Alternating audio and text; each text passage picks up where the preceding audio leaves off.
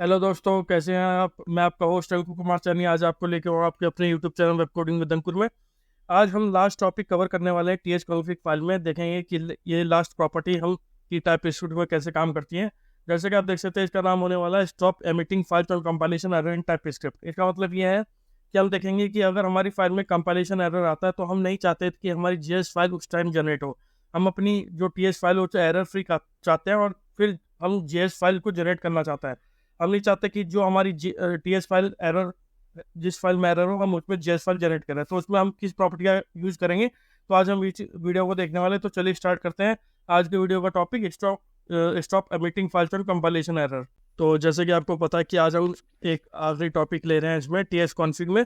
और इसे आखिरी टॉपिक ये है कि मैं चाहता हूँ कि जब मेरी कंपाइलेशन फाइल फॉल्ट मतलब फेल हो जाए, कंपाइल नहीं हो पाए या मेरी फाइल में कोई एरर आए, तो उसमें क्या, उस केस में क्या होगा। मैं नहीं चाहता कि मेरी जीएस फाइल जनरेट हो। ठीक है, तो मैं कैसे करूँगा, तो हम आज इस टॉपिक में बात करने वाले हैं। तो जैसे कि आप देख सकते हैं, यहाँ ऑलरेडी मेरी फाइल बनी हुई है। ठीक है, ये मेरी पुरानी रिकॉर्ड है, मेरी फाइल क्रिएटेड है। ठीक है, कोई इशू नहीं होना चाहिए। क्लिक नहीं करूँगा, क्लिक हो रहा है। ठीक है, अब क्या करते हैं, अगर मैं टीएस कॉन्फ़िग फाइल में जाऊँगा तो यहाँ मुझे देखना है, एक मेरे पास एक प्रॉपर्टी है टीएस कॉन्फ़िग नो एमिट नाम की।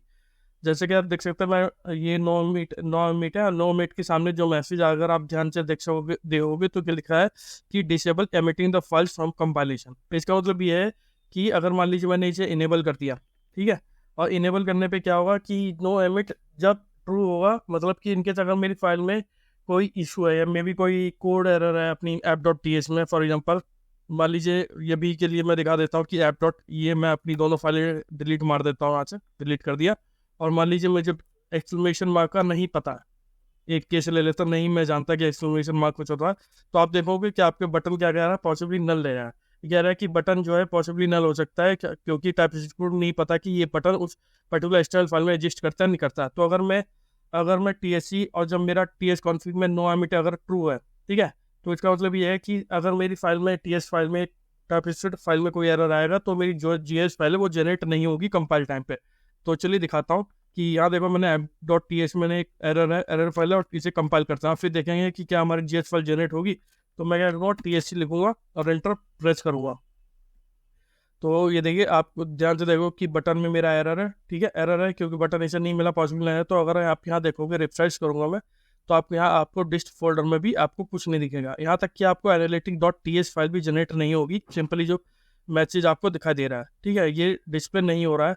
तो क्या करेंगे इसमें कि इसकी वजह से क्या है, अगर फाइल में आपकी एरर आएगा तो कोई भी फाइल कौन सी करेंगे, नेक्स्ट भी जनरेट नहीं होगी, मतलब कोई भी फाइल जनरेट नहीं होगी अगर आपकी नो एमिट में आपने जो प्रॉपर्टी है उसे ट्रू करा हुआ। हाँ, अगर आप इसे फॉल्ट, अगर एक चीज़ और है, अगर आप इसे फॉल्ट कर दे तो तब क्या होगा, तब आपकी अगर फाइल में एरर है तब भी ये फाइल जनरेट होगी। तो मैं इसी फाइल को कंपाइल कर लेता हूँ दोबारा से। तो मैं करता हूँ CLS मैंने लिया और मैं TSC कंपाइल कर रहा हूँ दोबारा फाइल। अब आप देखो, मैं कंपाइल करा तो ये मैंने फाइल कंपाइल कर ली और ये देखता है आपकी app dot T H, analytic dot T H, यहाँ तक कि मेरा एरर होने के वजह, वो दूसरा एरर होने की केस में भी मेरी ये दोनों फाइलें जनरेट हुई। क्यों? क्योंकि हमने नो एमिट को फॉल्स ले लिया।